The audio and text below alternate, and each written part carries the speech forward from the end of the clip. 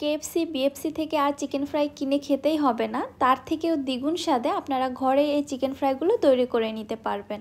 আসসালামু আলাইকুম everyone, welcome back to my channel.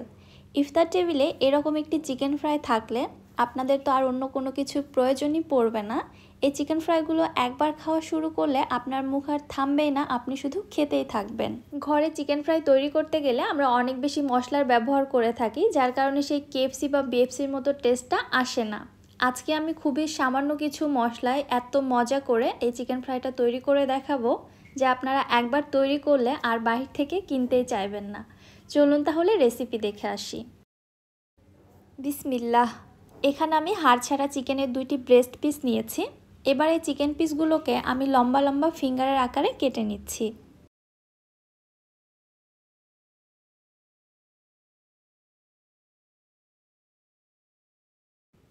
Chicken পিসগুলোকে আমি ঠিক এইভাবে কেটে নিলাম। আপনারা চাইলে এর থেকে ছোট অথবা বড়, আবার চাইলে এর থেকে পাতলা অথবা মোটা করেও কেটে নিতে পারেন। খুব অল্প সময়ের মধ্যে চিকেন ফ্রাই তৈরি করতে চাইলে এরকম পাতলা এবং চিকন করে কেটে নেওয়াই ভালো। অনেক বেশি মোটা বা ভারী করে কেটে নিলে চিকেনগুলোকে অনেক সময় ম্যারিনেট করে রাখতে হয়।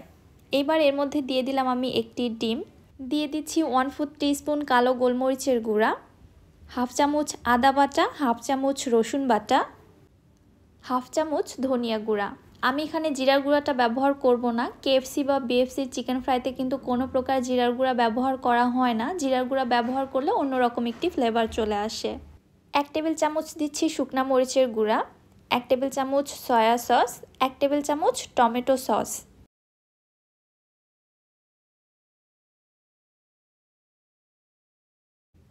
দিয়ে দিচ্ছি স্বাদ মতো লবণ। লবণটা অবশ্যই এখানে বুঝে দিতে হবে, কারণ সয়া সসে কিন্তু পর্যাপ্ত পরিমাণে লবণ থাকে। সবশেষে দিয়ে দিচ্ছি এখানে 1 চামচের মতো লেবুর রস। লেবুর রসটা ব্যবহার করার কারণে চিকেন ফ্রাইয়ের মধ্যে আর চিকেনের বাজে স্মেলটা পাওয়া যাবে না। এবারে সব মশলাগুলো চিকেনের সঙ্গে খুব ভালোভাবে ম্যারিনেট করে নিচ্ছি। ভালোভাবে মিশিয়ে নেওয়ার পরে চিকেনগুলোকে এক সাইডে রেখে দিচ্ছি। এরপরে চিকেনের উপরে কোটিংটা তৈরি করার জন্য ময়দার মিশ্রণটা রেডি করে নিচ্ছি। একটি মিক্সিং বোলের মধ্যে নিলাম 2 কাপ ময়দা, সাথে দিয়ে দিচ্ছি হাফ কাপ কর্নফ্লাওয়ার। কর্নফ্লাওয়ারটা এখানে অবশ্যই ব্যবহার করবেন, তাহলে চিকেন ফ্রাইটা অনেক বেশি ক্রিস্পি হবে। দিয়ে দিচ্ছি 1 চামচ শুকনা মরিচের গুঁড়া, 1/4 টিস্পুন সাদা গোলমরিচের গুঁড়া, হাফ চা চামচ দিচ্ছি হলুদের গুঁড়া। হলুদের গুঁড়াটা অপশনাল, আমি জাস্ট এখানে কালারের জন্য ব্যবহার করেছি। হাফ চামচ দিলাম আদা গুঁড়া এবং হাফ চামচ রসুন গুঁড়া।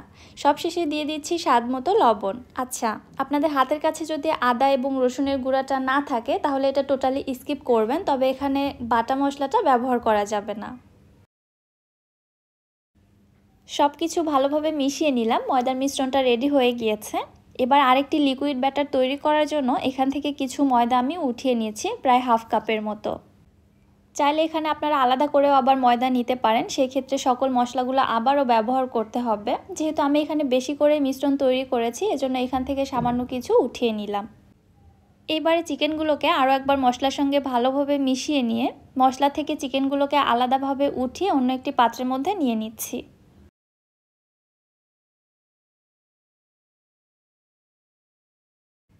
এইবার চিকেন থেকে যে এক্সট্রা মশলাগুলো বের হয়েছে এর মধ্যে আলাদা করে রাখা সেই ময়দার মিশ্রণটা দিয়ে দিচ্ছি। সাথে অল্প অল্প করে পানি অ্যাড করে দিয়ে একটি ঘন লিকুইড মিশ্রণ তৈরি করে নিচ্ছি। এই মিশ্রণটা খুব বেশি পাতলা হবে না, একটু ঘন থিকনেসে ব্যাটারি তৈরি করে নিতে হবে। দেখতে পাচ্ছেন ব্যাটারটা ঠিক এরকম ঘন। এর থেকে আর বেশি পাতলা করা যাবে না, তাহলে চিকেনের কোটিংটা খুব একটা বেশি ভালো হবে না। এবারে ম্যারিনেট করে রাখা চিকেন থেকে 1 পিস করে চিকেন নিয়ে এই ময়দার মিশ্রণের মধ্যে খুব ভালোভাবে কোটিং করে নিচ্ছি। কোটিং করে উঠিয়ে সরাসরি সেই শুকনো ময়দার মিশ্রণের মধ্যে দিয়ে দিচ্ছি। আবারও অপেক্ষা না করে খুব দ্রুত এই কোটিংটাও করে নিচ্ছি। এই কোটিংটা একটু সময় নিয়ে করবেন এবং হাতের সাহায্যে একটু চেপে চেপে করে নিতে হবে, তাহলে খুবই ভালো লেয়ার ক্রিয়েট হবে। ভালোভাবে কোটিং করে নেওয়ার পরে এইভাবে হাতের সাহায্যে ঝেড়ে ঝেড়ে এক্সট্রা ময়দাটা ফেলে দিতে হবে।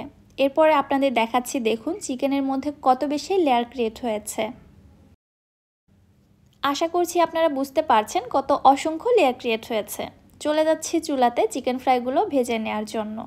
চুলায় একটি প্যানের মধ্যে পর্যাপ্ত পরিমাণে তেল খুব ভালোভাবে গরম করে নিয়েছি। এরপর চুলার হিটটাকে মিডিয়াম টু লো এর মাঝামাঝি রেখে চিকেন ফ্রাইগুলোকে তেলের মধ্যে ছেড়ে দিয়ে ভেজে নিব।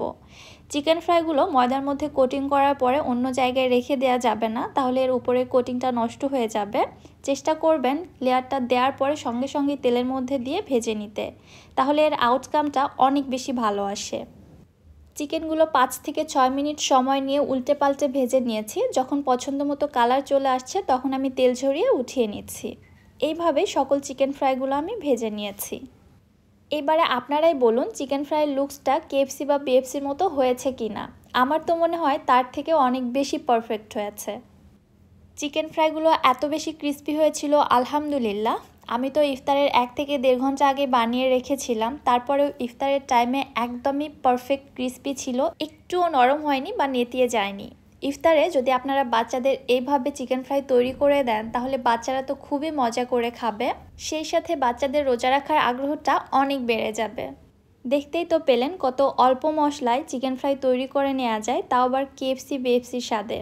আমি এর টেস্টের কথা নিয়ে আর কিছু বলবোই না, আপনারা জাস্ট বাসায় একটিবার তৈরি করবেন, তারপর আমাকে কমেন্টে এসে জানাবেন।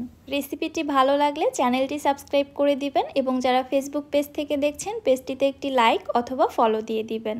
আজকের মতো বিদায় নিচ্ছি, আল্লাহ হাফেজ।